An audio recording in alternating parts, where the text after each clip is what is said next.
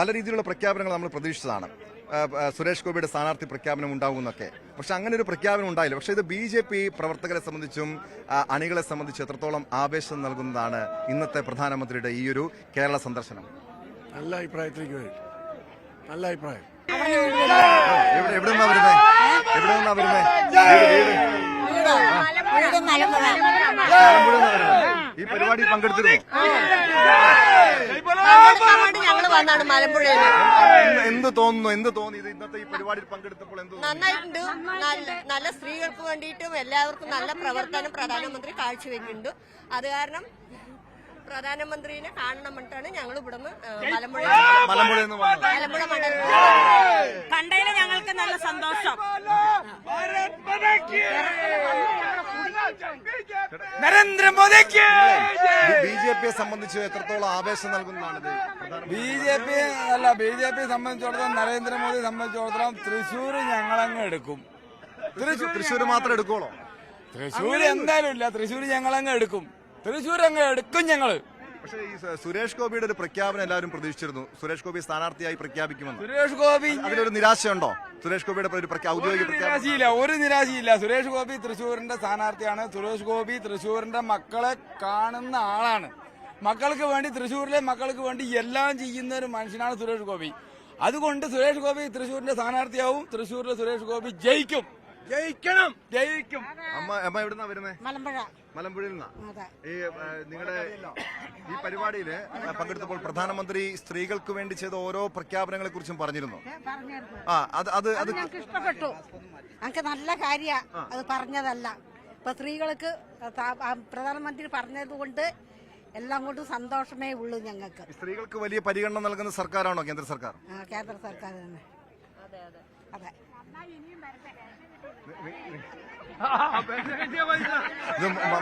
മലമ്പുഴയിൽ നിന്ന് വന്ന പെൻഷൻ കിട്ടിയാൽ മതി.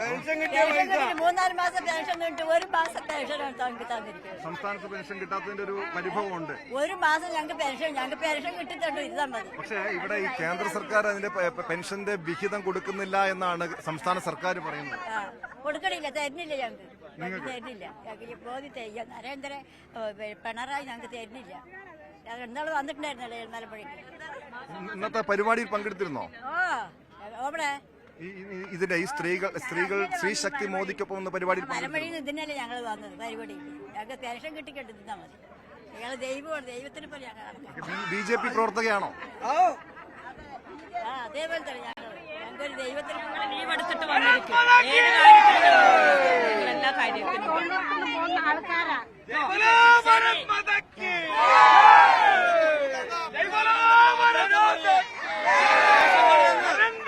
നമ്മളെ കേരള റേഷൻ കടയിൽ നിന്ന് ഇന്ന് കേരളത്തിന്റെ ഒന്നും കിട്ടാനില്ല. എന്ന് കേരളത്തിന്റെ ഞാൻ ചേലക്കരയിൽ നിന്നാണ് വരുന്നത്. ഒരു റേഷൻ കടയിൽ പോയിട്ട് കേരളത്തിന്റെ എന്ന് പറയണത് കേരളത്തിന്റെ ഒന്നുമില്ലെന്ന് കിട്ടാൻ. ഇന്ന് അതില് ഉപരിയാണ് ഇന്ന് കണ്ടിട്ടുള്ള ലക്ഷോപരിയായിട്ടുള്ള ജനങ്ങൾ ഇന്ന് തൃശ്ശൂർ മൈതാനത്തില്, തേക്കങ്കാട് മൈതാനത്തില്, വടക്കനാഥന്റെ മണ്ണില് ഇന്ന് നമ്മള് ഇത്രയും കാണപ്പെട്ടുള്ള ജനങ്ങള് ഈ നാറിയ ഭരണം രാജിവെക്കല്ലാണ്ട് ഇവിടെ നിൽക്കുന്ന ഒരുപാട് പോലീസ് ഭരണാധികാരികളുണ്ട്. വെറും പട്ടികയായിട്ടുള്ള മനുഷ്യങ്ങളാണ് അവരൊക്കെ. വെറും പിണറായി വിജയന്റെ എന്താ പറയാ, അതിന് പറയാൻ പറ്റില്ല. അതുകൊണ്ട് പറയാൻ നിർത്തുന്നു. ഏറ്റവും കൂടുതൽ നരേന്ദ്രമോദി.